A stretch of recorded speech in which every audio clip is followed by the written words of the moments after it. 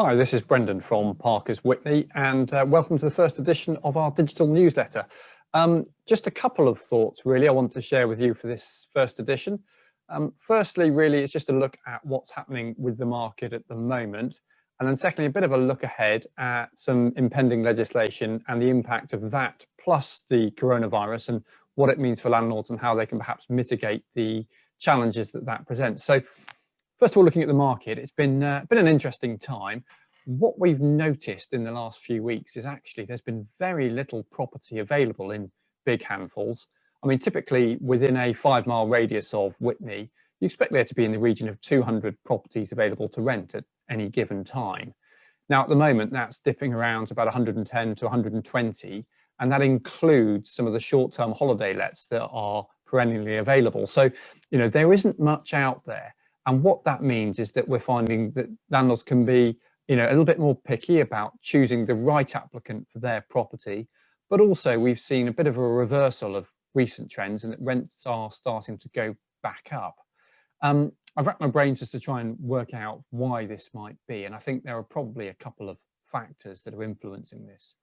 One is that people aren't moving quite as much at the moment. So tenants are staying put on the basis that times are uncertain. They're perhaps happy with the properties they've got, or equally they don't know yet what the future holds in terms of job prospects or COVID, and therefore are choosing not to move, and the average tenancy length is increasing, thereby reducing supply. On the flip side of that, we're also seeing increased demand. So we're seeing perhaps new categories or new tenancies created, either because people are looking to move away from elderly parents perhaps and wishing to shield from them and therefore live separately from them, or indeed we've even seen instances where people have sold their property and are speculating by renting in the short term in anticipation that prices may fall and looking to take advantage of that. So the general picture here in West Oxfordshire, and this is typical of Witney, Carterton and surrounding area, that there isn't that much stock at the moment, which is good news for void periods and for rents.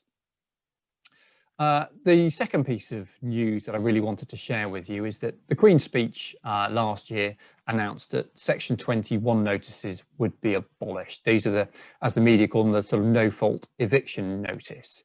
The reason that is important is it had cross-party support, and effectively what that means is that at some point in the not too distant future, those will be revoked. We've already seen a partway solution to that, in that the notice periods as a result of COVID have been increased from 2 to 6 months, unless there are some very specific circumstances. So we're kind of halfway there in that they've been diluted already.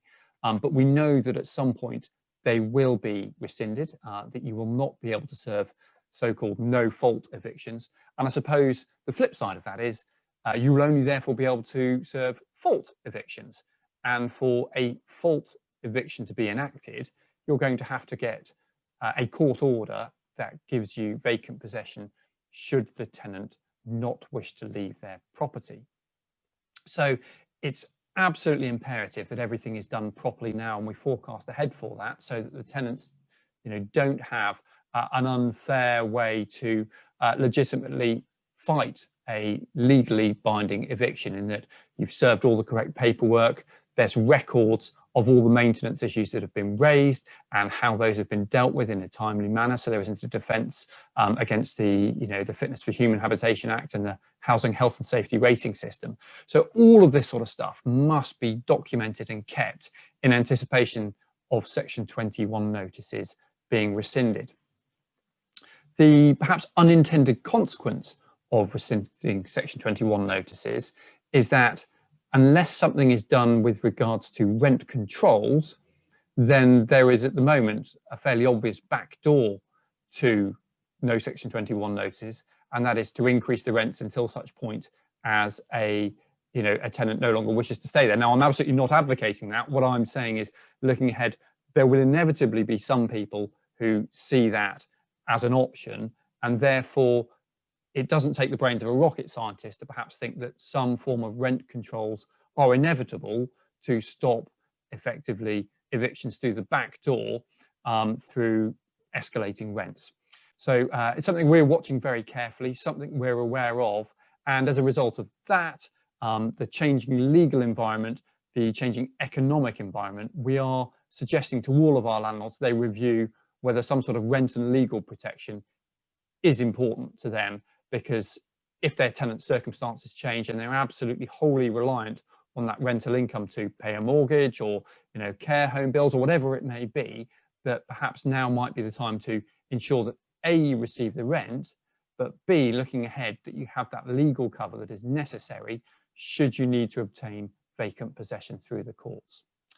So that's the first edition of our digital newsletter. I hope you found that useful. Do give any feedback that you might have, or if you'd like us to cover something specific in the future, then just drop me an email, whitney@parkersproperties.co.uk, or call 01993 708 638 and have a chat. But if you'd like to see something specific covered in future, then do give us a bell. Thanks very much indeed.